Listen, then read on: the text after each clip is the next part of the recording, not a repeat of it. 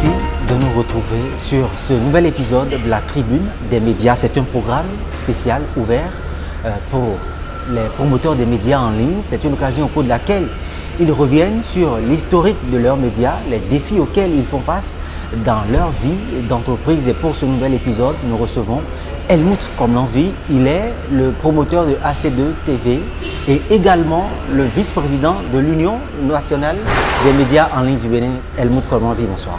Bonsoir Paul Darangwe. Dites-nous, c'est quoi AC2 TV? Merci. AC2 TV est un organe de presse de type web télévision qui est créé, porté par la société AC2 Télévision SAL, qui a reçu son autorisation de la Haute Autorité de l'audiovisuel et de la communication le 13 décembre 2023.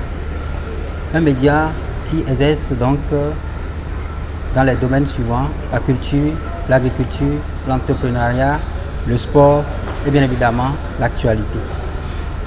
Le siège à Kourounou, précisément dans la rue en face de l'église catholique Saint-Jean-Bosco de Setovie. Alors, dites-nous, c'est vrai, vous avez cité quelques sujets spécifiques sur lesquels le média se penche, mais AC2 TV doit bien avoir une particularité dans le rang des web TV aujourd'hui en exercice au Bénin.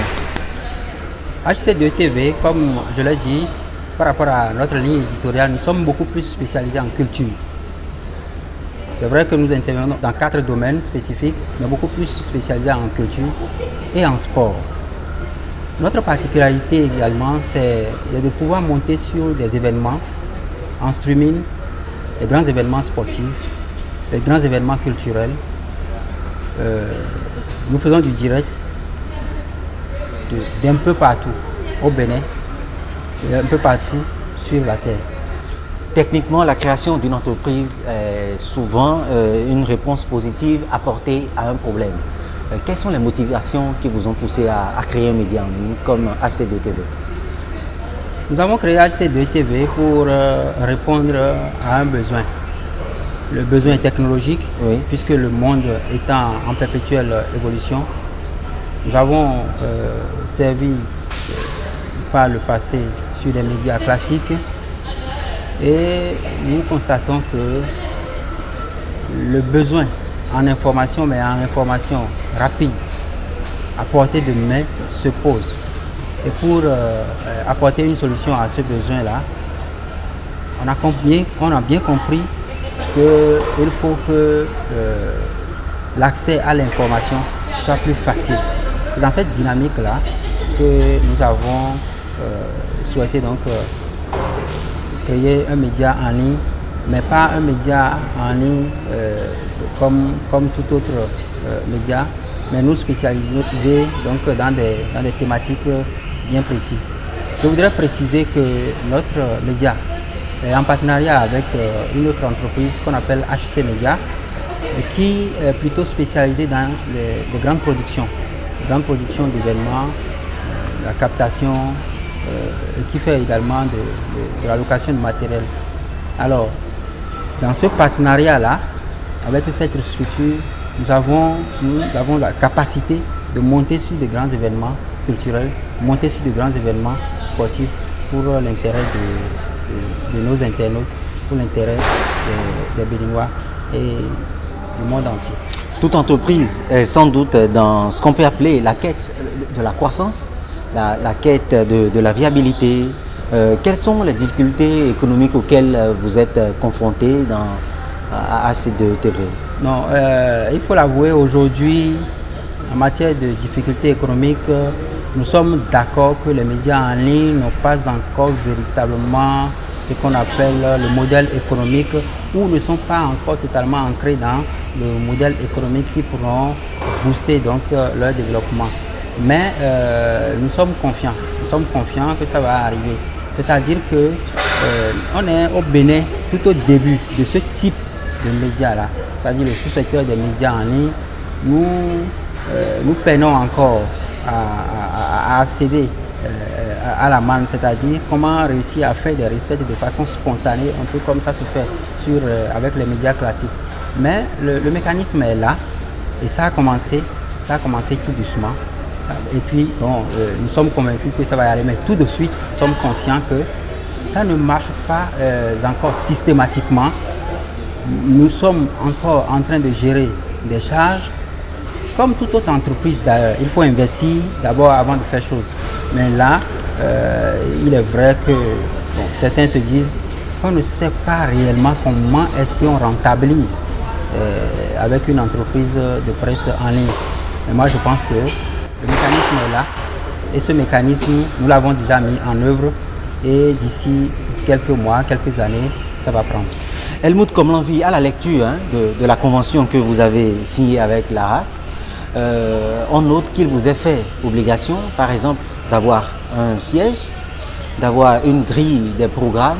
Est-ce à ACTE TV, comment les émissions sont produites, comment elles sont enregistrées? Oui, à ACTE TV, nous avons des émissions qui sont produites tant en studio, à l'interne, comme à l'extérieur. Mais nous faisons beaucoup plus d'émissions en décor extérieur. Et comme je l'avais dit, nous avons des émissions informatives, mais nous avons beaucoup plus d'émissions de divertissement. Pourquoi le choix du divertissement au détriment de l'information, puisque vous venez de dire que vous investissez plus dans le divertissement que dans l'information? Oui, le divertissement est plus proche de la culture, puisque notre ligne éditoriale, nous sommes en culture, en sport et en entrepreneuriat et également en agriculture, mais la culture prime beaucoup plus. Donc vous êtes d'accord avec moi qui parle d'une culture, parle beaucoup plus de divertissement, et donc voilà le choix que nous avons fait. Dites-nous, quel est le modèle économique qui est aujourd'hui implémenté à la tête de ACTE TV? Comment arrivez-vous à exister dans cet écosystème qui de plus en plus est objet de concurrence? Oui, parlant de concurrence, je dirais que ce n'est pas un problème pour nous aujourd'hui. D'autant plus que, comme je l'avais déjà dit, nous sommes conscients qu'il faut du travail au début pour arriver au résultat. Nous sommes conscients qu'il faut quelques années de travail véritable à supporter les charges, à mettre le mécanisme en place et pouvoir l'organiser, à gérer véritablement afin que ça marche. Sur la question de la concurrence, moi je ne vois pas cette concurrence-là. Je dirais plutôt que nous essayons de faire le travail comme cela se doit. Nous essayons, nous ne sommes pas les plus parfaits, mais nous essayons d'aller vers la compétence. Et ce faisant, bon, si chacun peut se loger également dans une ligne éditoriale ou choisir une thématique et bien la développer, je pense qu'il n'y aurait pas de question de concurrence. Sur l'actualité générale, nous tous, on y va. Et puis le reste, il revient aux internautes de juger. Et si chacun est dans un couloir donné, nous aurons nos cibles et le problème de concurrence ne se posera pas. L'univers médiatique aujourd'hui est marqué par l'existence, on va dire, d'une panoplie de Web TV qui offre pratiquement les mêmes programmes que vous. Comment arrivez-vous à vous démarquer dans un environnement comme celui-là? Oui, ça vous abordez une question cruciale, celle de l'assainissement. Et là, en ma qualité de vice-président de l'Union nationale des médias en ligne du Bénin, l'UNAMEL Bénin, bon, je dirais que ça fait partie de notre combat, mais pas un combat pour attaquer nos amis qui n'ont pas encore l'existence légale, mais pour les aider à le faire, parce qu'il faut le reconnaître, pour pouvoir traiter avec les institutions, pour pouvoir traiter avec l'État et pour pouvoir exister véritablement. Aujourd'hui, en tant qu'organe de presse, il faut forcément faire le travail comme cela se doit. Et pour ce faire, il faut qu'on soit un média reconnu légalement. Bon, quand vous parlez de comment nous arrivons à cohabiter avec cette panoplie, on n'a pas le choix aujourd'hui.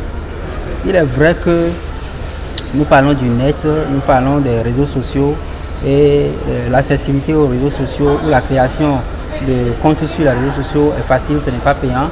Donc tout le monde, n'importe qui peut se lever et créer donc une page YouTube ou une page Facebook Et la confusion se fait dès lors que quelqu'un en arrive à avoir une chaîne YouTube ou Facebook, eh bien, il peut se transformer parce qu'à la base, il est journaliste, il peut se considérer comme étant acteur de médias en ligne ou promoteur de médias en ligne.